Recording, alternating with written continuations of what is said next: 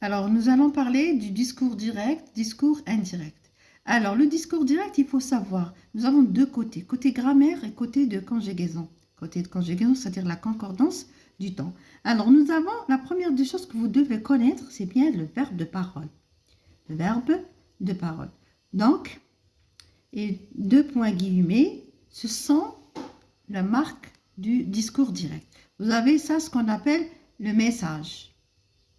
Donc, pour transformer cette phrase en discours indirect, nous devons savoir le type de phrase, c'est-à-dire quel est le type de cette phrase. Cette phrase, c'est une phrase déclarative. Donc, déclarative, c'est clair. Donc, les deux points guillemets sont remplacés par que. Il dit qu'il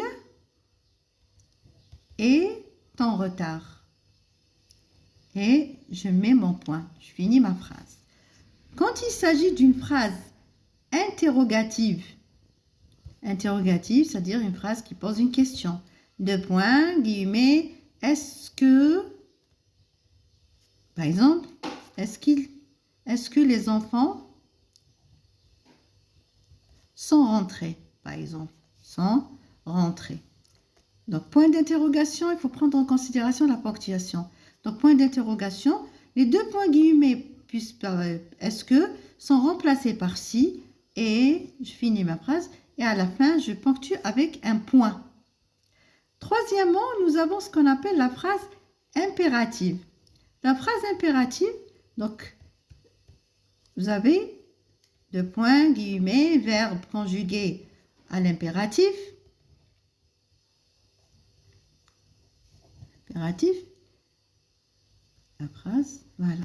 Donc ici, les deux points guillemets sont remplacés par deux, ou bien que.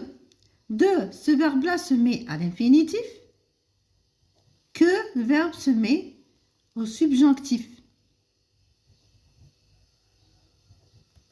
Voilà, ça c'est ce qu'on appelle côté de grammaire. Donc, vous avez ce petit tableau à apprendre par cœur. Le verbe de parole, discours direct, indirect, discours indirect. Alors, vous avez ici verbe de parole au présent, au futur. Donc, pas de changement, on n'en change rien. Par contre, ici, quand le verbe de parole est au passé, quel que soit le passé, passé simple, passé composé, etc. Donc, il y a un changement obligatoire. Lequel?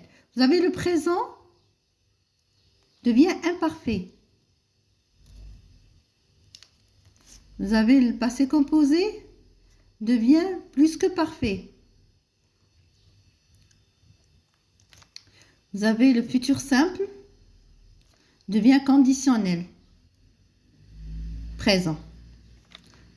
Conditionnel, présent, etc. Par exemple, je dis, il a dit, la même phrase, je vais prendre la même phrase. Il a dit, je suis en retard. La même phrase. Celle-là, le verbe est au présent de l'indicatif. Le verbe de parole est au présent de l'indicatif. Donc, pas de changement. Là, vous avez le verbe au passé. Donc, vous avez les deux points guillemets automatiques. Que, qu'il. Ici, on a dit quand il s'agit de verbe de parole au passé, le présent se met imparfait. Donc ici, qu'il était en retard. Et on n'oublie pas le tableau des pronoms personnels.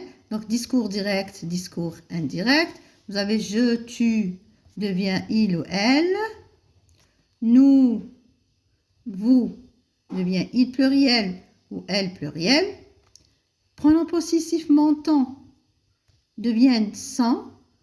Pronom ma, ta devient ça. Mais, tes, c'est.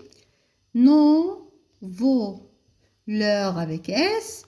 Notre, votre se mettent leur avec sans S plutôt. Voilà, ça c'est la récap du discours direct, discours indirect.